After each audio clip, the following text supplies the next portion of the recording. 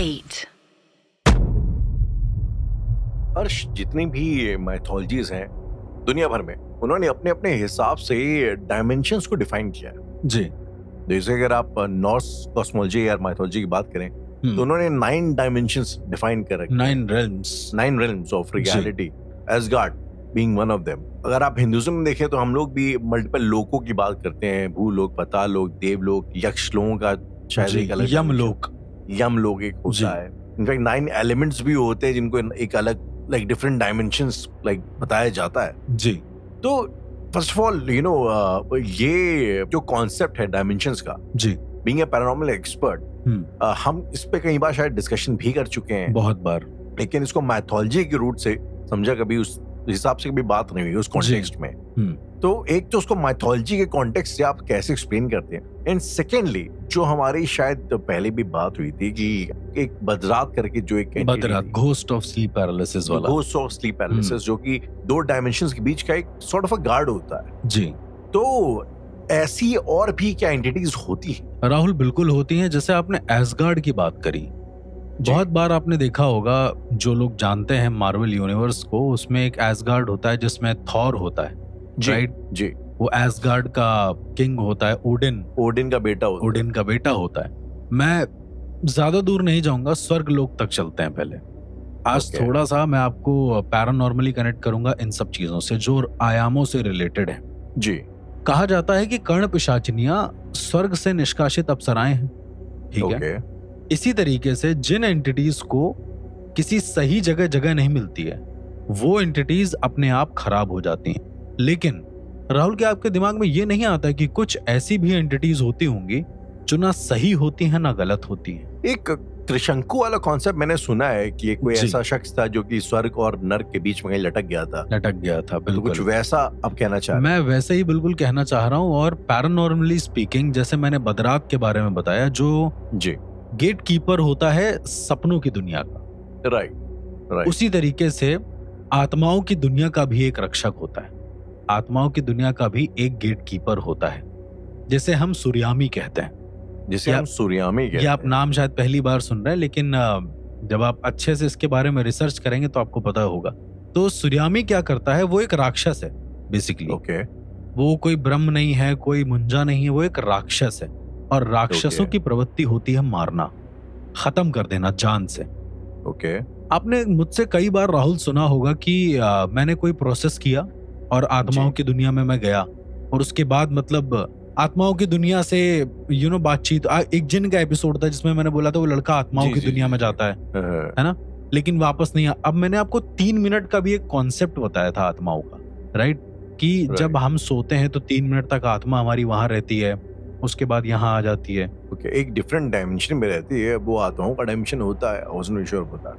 आत्माओं और सपनों की दुनिया में फर्क बस ये है कि आत्माओं की दुनिया में तुम आंख खोलकर भी जा सकते हो, तुम्हें सोने की जरूरत नहीं है। अच्छा, अब ये कहाँ होता है ये भी मैं आपको बता दूं। कोई ऐसी जगह जहां पर चिताएं जल रही हो और चिताओं के बीच में एक मंदिर हो। बिल्कुल, मैं आपको 1-2 जगह ऐसी दिखा भी चुका हूँ। कानपुर में भैरव घाट जहाँ पे मंदिर है और आसपास चिताएं जल रही हैं। उसके अलावा भी बनारस का हरिश्चंद्र घाट जहाँ पर आसपास चिताएं जलती हैं। राहुल, कहा जाता है कि 2 दुनिया के द्वार वहां खुलते हैं। और अगर मैं आपसे एक फंडामेंटल सवाल करूं, ठीक है? हमारी जो अंडरस्टैंडिंग है, जब एक इंसान की मौत होती है तो भंग की जो आपने बात बोली, मेमोरीज, आत्मा, बेसिकली उसकी आत्मा हमारे हिसाब से तो उस टाइम उसकी बॉडी से निकल गई जी। तो ये आत्मा को जलाने के टाइम पे इतना क्यों, मतलब उसकी सिग्निफिकेंस होती है बॉडी जलाते टाइम पे? बॉडी जलाते समय इतने रिचुअल्स क्यों होते हैं? आप ये रिचुअल्स क्यों होते हैं? और दूसरा, मतलब उस टाइम पे ऐसा क्या अलग होता है कि जैसे आपने बोला डायमेंशन के रास्ते खुलते हैं? जी, जैसे मैं हरिश्चंद्र घाट की ही बात बता रहा हूँ, क्योंकि मैंने वहां पर कई लोगों को दिखाया भी है और मैंने खुद तो फील किया ही किया है। वहां पर ऐसा कहा जाता है कि दूसरी दुनिया के द्वार खुलते हैं। हुआ ये था राहुल कि एक बार मेरे साथ एक नॉन बिलीवर गया था बनारस। उसे लग रहा था ये सब एक नेचुरल ब्यूटी है, इस वजह से अच्छा लग रहा है। रात के 3 बजे मसान नाथ मंदिर के बगल में एक चिता जल रही थी और उसके दूसरी साइड एक चिता जल रही थी।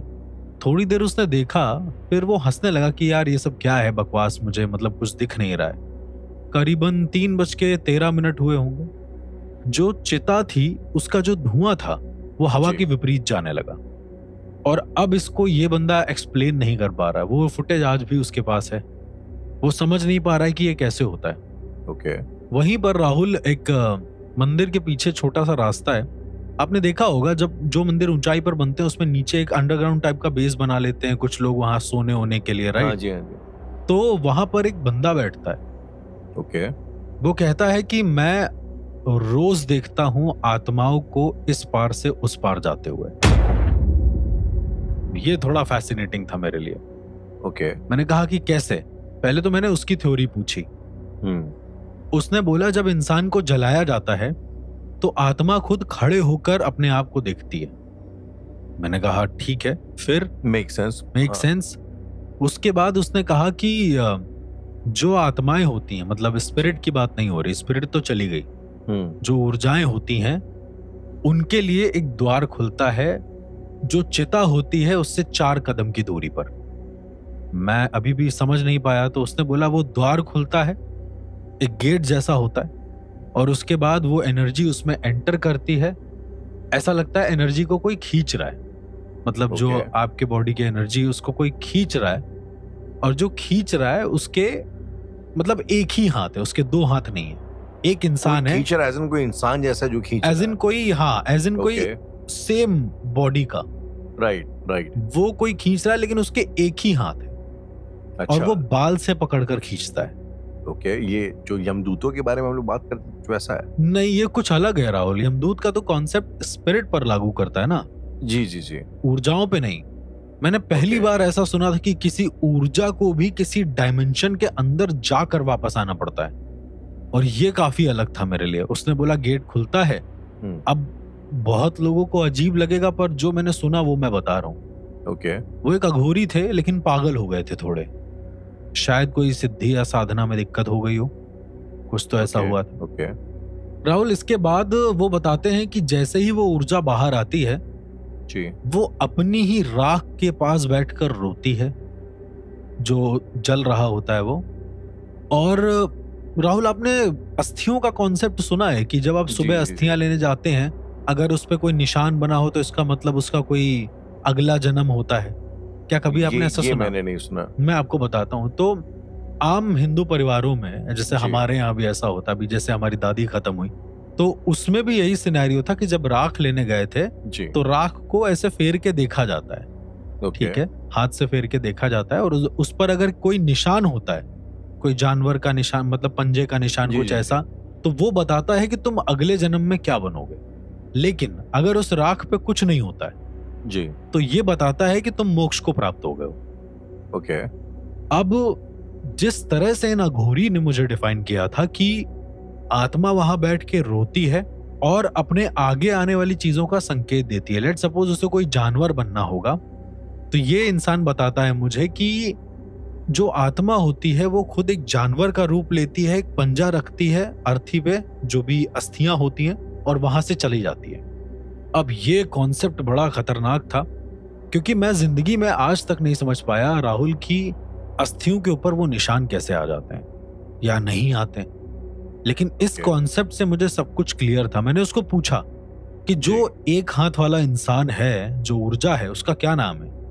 तो इसने मुझे बोला कि उसे सूर्यामी कहते हैं। ओके, उसे सूर्यामी कहते हैं। उसे सूर्यामी कहते हैं। मैंने पूछा कि सूर्यामी मतलब? जी। तो उसने मेरे को 8 नाम गिनाए पूरे, और वो 8 नाम इतने ज्यादा खतरनाक थे कि मेरे को याद करने में दिक्कत हो गई, मेरे को लिखना पड़ा। उसमें से एक बड़रात भी था जो मैंने आपको बताया, और उसी में से एक सूर्यामी भी है। ओके। उसी में से एक हौलक भी है। अब हौलक क्या होता है वो एक दूसरे डायमेंशन, उसकी हम बात जरूर करेंगे अभी आगे। तो उसने मुझे बोला कि उसके बाद आत्माएं चली जाती हैं। फिर जब उनके परिजन आते हैं देखने के लिए, तो वो आत्मा वहीं खड़े होकर रो रही होती है। आप कभी भी नोटिस करना, जब चिताएं जल जाती हैं, उसके 3-4 कदम आप चलिएगा आसपास, तो बड़ा आपको अजीब सा लगेगा, बहुत मतलब अकेलापन टाइप का फील हो जाएगा आपको।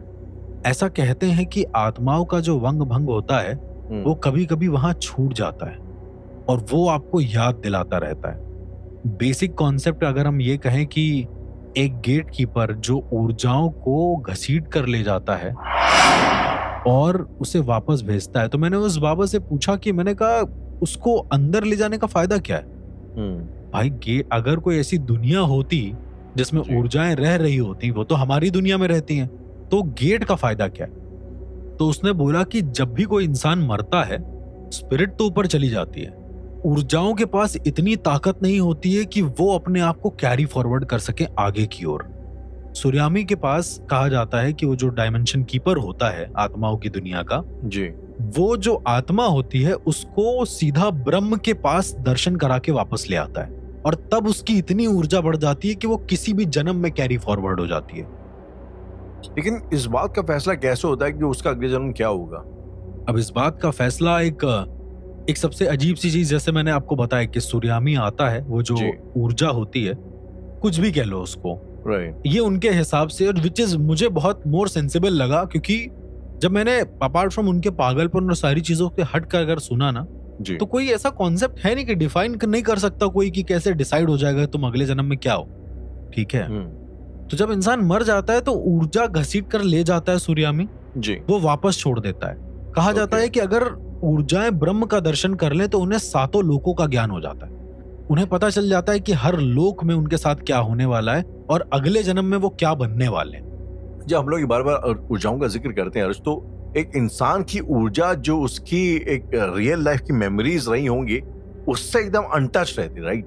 मतलब वो अलग है और उसकी जो पूरी जिंदगी रही होगी, जो भी उसका नाम या कैरेक्टर होगा, उससे एकदम अलग रहती है। जी बिल्कुल, मतलब अब जैसे मैंने आपको बताया कि सूर्यामी ले जाता है और ऊर्जा का प्रवाह करके, मतलब उसके अंदर खूब सारी ऊर्जा भर के, उस ऊर्जा न्यूट्रल ऊर्जा के अंदर ऊर्जा भर के वापस छोड़ देता है। लेकिन इस बाबा ने क्या बताया कि वापस आके वो अपनी चिता पर बैठ जाता है, वो इंसान बैठता है और जो उसे बनना होता है वो एक निशान छोड़ जाता है। ऐसा करके द मोमेंट वो निशान छोड़ता है, यानी कि उसने अप्राकृतिक, मतलब जो अलौकिक चीज है उसको यहाँ पर धरती पर लाके अपने आप को बताने की कोशिश करी कि अब मैं क्या बनने वाला हूँ। तो द मोमेंट वो ये बताता है राहुल जी, होता क्या है कि उसके याददाश्त, जो ऊर्जा होती है, उसकी जो मेमोरी होती है वो वाइप हो जाती है, ऐसा उन बाबा ने बताया, और तभी वो ऊर्जा कैरी फॉरवर्ड होती है। तो जो प्रोसेस है भगवान का, उस प्रोसेस के जरिए वो ऊर्जा कैरी फॉरवर्ड हो रही है और जो उसे बनना है वो उसने पहले ही निशान लगा दिया है, और शायद इसी वजह से ये डिसाइड होता है कि अब इंसान अगले जन्म में क्या बनेगा।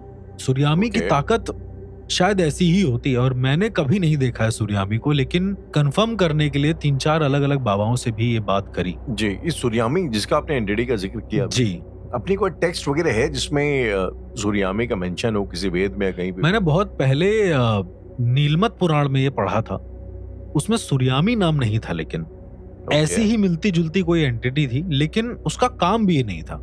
अब मुझे ऐसा लगता है कि कभी कभी जो वो बाबा बता रहे थे जी, शायद उन्होंने जो नाम बताया है वो मैंने पहली बार सुना, मैं उसके बारे में रिसर्च नहीं कर पाया। राहुल, कई सारी ऐसी चीजें हैं, नालंदा यूनिवर्सिटी जलने के बाद कई सारे ऐसे स्क्रिप्चर्स हैं, कई सारी ऐसी चीजें हैं जो हम आज भी अनजान हैं। वहां पर कई चीजें जल गई थी, राइट, जिसमें न जाने कितनी ही एंटिटीज का मेंशन था। ऐसा कहा जाता है कि कई सारे ऐसे प्राचीन मिस्टीरियस ग्रंथ भी थे वहां पर जो षटकर्मों से भी ऊपर थे। अब षटकर्मों के ऊपर क्या था वो मुझे नहीं पता, ऐसा मेरे गुरु मुझे बताया करते थे। ओके, वो बताते थे हौलक, जिसकी मैं आपको बात बता रहा हूँ। जी जी, हौलक जो होता है वो पानी का गेट कीपर होता है। पानी एक अलग डायमेंशन होता है। डायमेंशंस अगर मैं नॉर्मल भाषा में आपको बोलूं, नॉट नॉर्स माइथोलॉजी, अगर उन सबको हटाकर मैं बोलूं, अगर आप नॉर्स माइथोलॉजी में भी देखते हैं तो एसगार्ड, मिडगार्ड, ऐसा करके नेफिलहीम, मतलब इन सब का मतलब होता है एक ऐसा डायमेंशन, एक ऐसा आयाम जो इस दुनिया से बिल्कुल अलग है और जहां के रखवाले आज भी तैनात हैं। अगर आप सही से नॉर्स माइथोलॉजी को और पढ़ेंगे तो आपको समझ में आएगा, लेकिन अपने इंडियन माइथोलॉजी के हिसाब से जी, जो हौलक होता है, मैंने ऐसा सुना है कि हौलक के पास ये ताकत होती है कि यदि आपने जल समाधि के बारे में सुना है राहुल? काफी बार बहुत लोग जल समाधि करते। महाभारत के आखिर में शायद दुर्योधन ने भी एक जल समाधि ले ली थी, ऐसा कुछ हुआ था। पर जल समाधि से होता क्या है अगर मैं आपसे पूछूं? I mean, मैंने समाधियों के बारे में सुना है, लोग जो है समाधि करके अपना एक देह त्याग वगैरह करते हैं। अग्नि समाधि भी एक चीज होती है, एक नॉर्मल समाधि लोग करके उसमें चले जाते हैं। आई थिंक जल समाधि भी एक कुछ लोग ने की हुई है, एक समाधि होती है, राइट? एक तरह की समाधि होती है।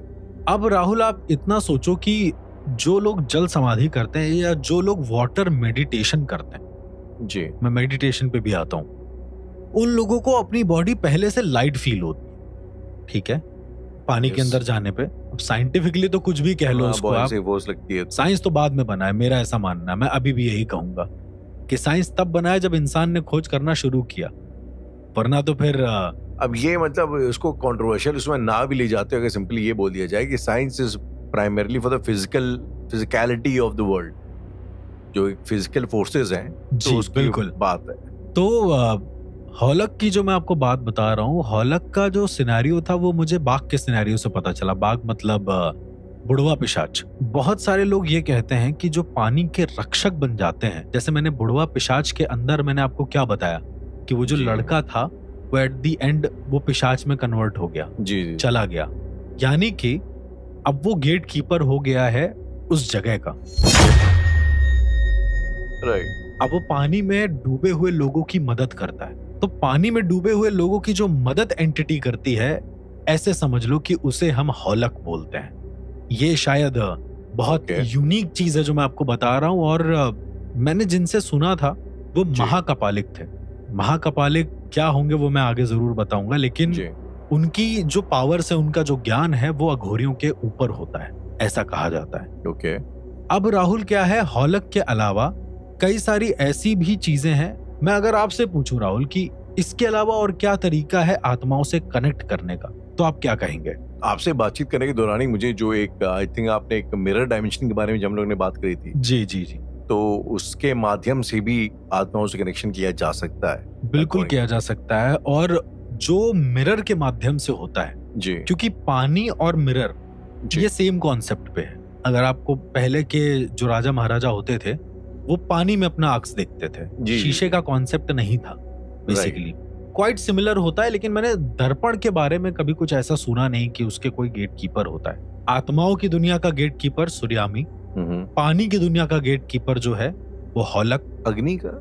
ये बहुत अच्छा क्वेश्चन है। क्या आपको कभी ये दिमाग में नहीं आया कि जो लोग, जो तांत्रिक, हमने आम जितने भी टीवी सीरियल्स आते हैं उन सब में देखा होगा कि एक तांत्रिक होता है, वो एक यज्ञ हवन के पास बैठा होता है और हवन जल रहा होता है, फिर वो उसमें देखता है, फिर कहता है कि जा तेरा काम हो जाएगा वगैरह वगैरह करके। कभी आपके दिमाग में ये नहीं आया कि वो किससे बात कर रहा होता है? शायद नहीं।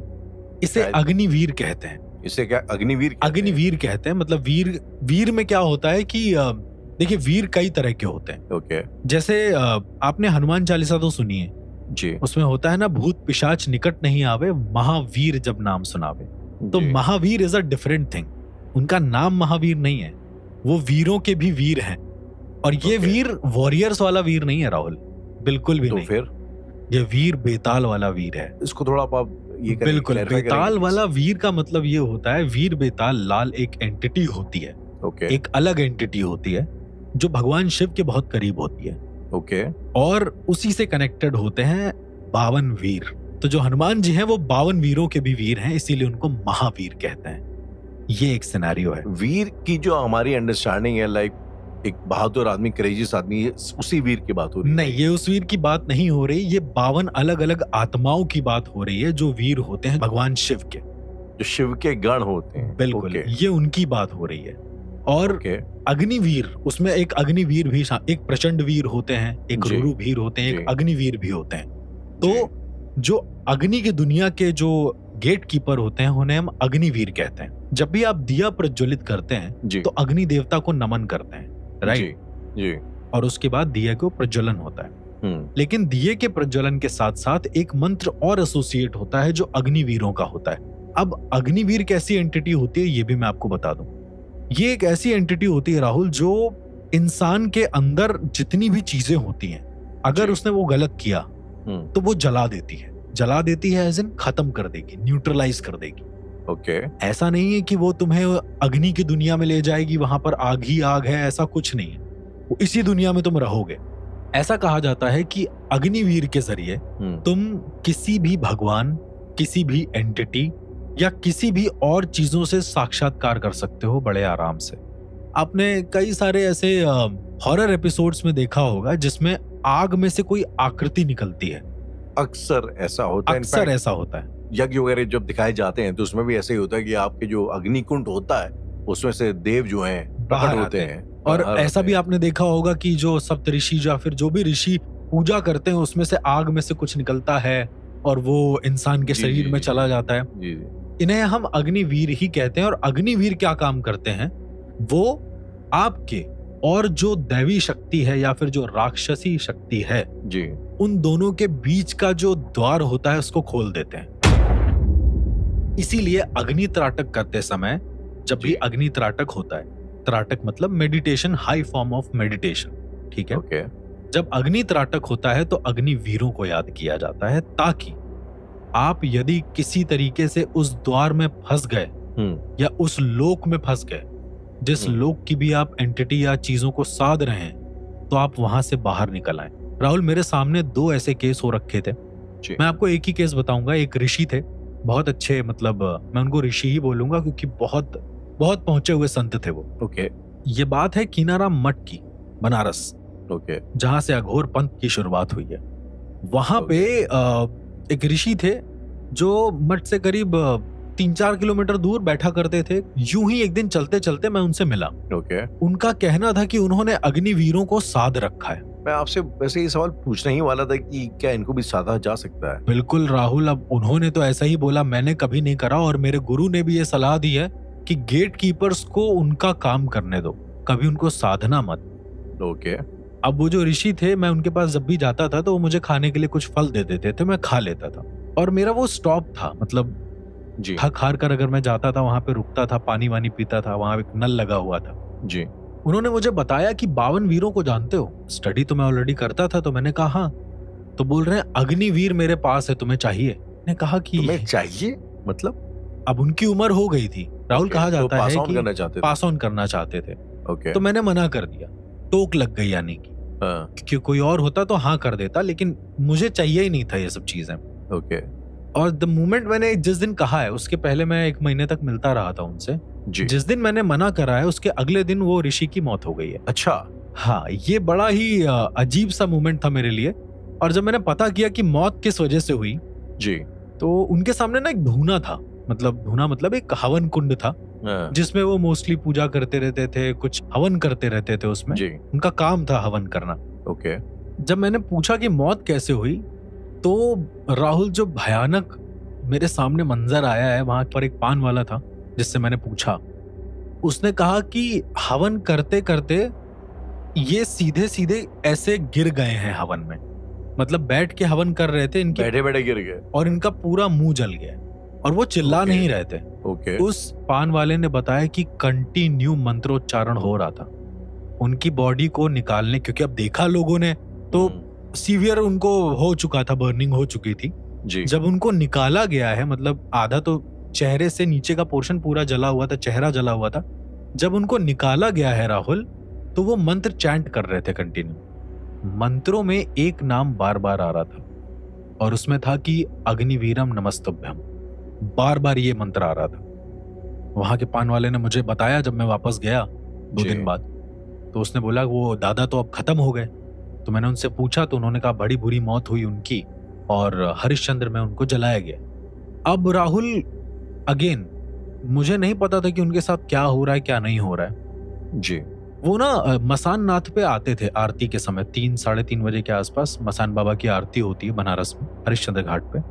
एक बहुत पुराने अघोरी है, वो करते हैं। तो मैंने उनसे पूछा कि क्या हुआ वो बाबा को, तो उन्होंने कहा अब वो बाबा नहीं है, अब वो अग्निवीर है। वो अग्निवीर खुद बन चुके हैं? अब वो बन चुके हैं। मैं मानने को नहीं तैयार था इस बात को, लेकिन वो अघोरी हैं और वो बहुत मेरे लिए बहुत रिस्पेक्टफुल हैं, तो मैंने उनकी बात मान ली। उन्होंने कहा कि वो अग्निवीर को साधने की कोशिश कर रहे थे और साधने की कोशिश करते करते जितनी भी एंटिटीज, जितनी भी चीजों को उन्होंने साधा था, उन सारी चीजों ने उन्हें ढकेल दिया उस द्वार पे जिस द्वार पे अग्निवीर रहता है।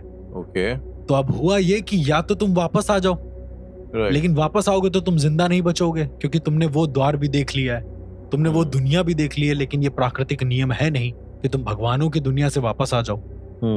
इतने बड़े महान तो नहीं थे कोई। तो हुआ ये कि शायद जो अघोरी बाबा थे उन्होंने बताया कि शायद ये समझौता हुआ कि मैं अग्निवीर ही बनकर लोगों की मदद करूंगा। क्योंकि उन अघोरी बाबा ने मुझे बताया कि उन्होंने 2 बार उसी बाबा के दर्शन किए हैं उस कुंड में जहां पर वो पूजा करते थे। उनके साथ 2 बार दर्शन किए हैं।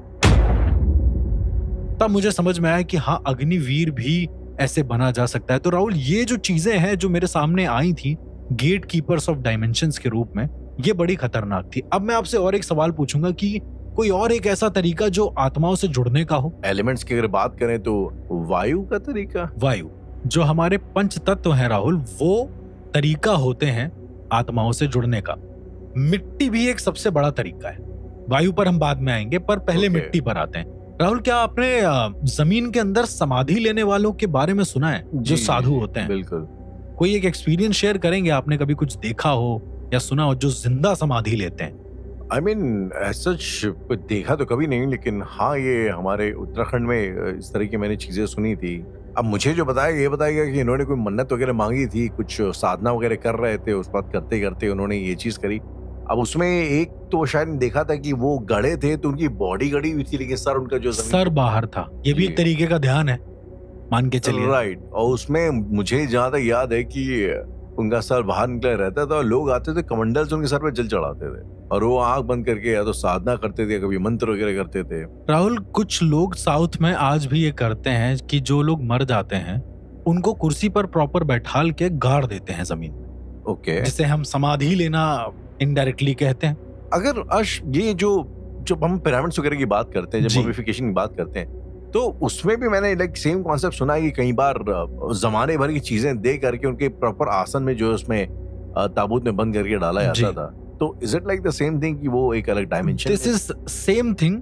और मैंने जब समाधि वाले कॉन्सेप्ट को बहुत अच्छे से समझा तो ये समझ में आया कि राहुल, ये लोग जो एक स्पेसिफिक मुद्रा में, स्पेसिफिक पोस्चर में जमीन के अंदर जाते हैं जी, वो भी एक किस्म का त्राटक है, और वो भी एक किस्म का ऐसा द्वार है जो ब्रह्म से जुड़ने का द्वार होता है। आपने देखा होगा जो समाधि लेते हैं राहुल, उनकी समाधि पर आकर लोग फूल चढ़ाते हैं, बोलते बड़ी चमत्कारी समाधि है, अब वो ब्रह्म बन चुके हैं, भगवान के बराबर जा चुके हैं। तो ऐसे कैसे पॉसिबल है? अर्श, हालांकि ये एक पैरानॉर्मल एपिसोड है, हम लोग पैरानॉर्मल बातचीत करते हैं। थोड़ा सा अगर मैं आपसे जानना चाहूँ, जब हम लोग इस किस्म की बातें करते हैं, समाधि या मेडिटेशन, मैंने कहीं सुना कि ध्यान, जप, तप, समाधि, ये सब अलग अलग चीजें। नॉर्मली हमको ये सब सेम लगता है, बट इनका टेक्निकली दे आर डिफरेंट। तो जब आप मेडिटेशन बोलते हैं अर्श, ठीक है जी, तो बड़ी आसान भाषा में बताएंगे कि मेडिटेशन के मायने क्या प्रैक्टिकली एक इंसान के लिए? मेडिटेशन बेसिकली ये होता है राहुल कि आप जो काम कर रहे हो आप भूल जाओ कि आप हो। कहा जाता है कि जो बहुत बड़े बड़े आर्टिस्ट होते हैं राहुल जी, जब ये अपनी कला का प्रदर्शन करते हैं तो वो एक ध्यान में चले जाते हैं, वो एक ऐसे ट्रांस में चले जाते हैं जो एक अलग डायमेंशन होती है। मेरा ऐसा मानना है। अर्श, इस बातचीत के दौरान आपने जगह का जिक्र किया कीनाराम मठ जी, जहाँ से अघोर पंथ की शुरुआत हुई थी जी। वैसे हालांकि हम लोग अघोर के बारे में बहुत कुछ बातचीत कर चुके हैं, लेकिन ये टॉपिक आई थिंक इतना गहरा है कि आई मीन इसको एक आध एपिसोड्स में निपटा पाना शायद ऑलमोस्ट इम्पॉसिबल है दैट वेज जी। तो कपालिक का जब जिक्र होता है, कपालिक के ऊपर शायद हम बातचीत कर चुके हैं, लेकिन ये महाकपालिक का जो कॉन्सेप्ट है, क्या इसके बारे में आप थोड़ा और बता पाएंगे? राहुल, अगर मैं आपसे कहूं कि जितनी भी चीजें मैंने आपको बताई हैं, चूंकि कपालिक बहुत खतरनाक होते हैं जो मैं आपको ऑलरेडी डिस्क्राइब कर चुका हूं, लेकिन जब बात आती है महाकपालिक की तो ये एक ऐसे अघोरी होते हैं, ये एक ऐसे औघड़ होते हैं जिन्हें साक्षात्कार होता है कम से कम 2 अलग अलग दिव्य शक्तियों का। दिव्य शक्तियां मतलब भगवान? शायद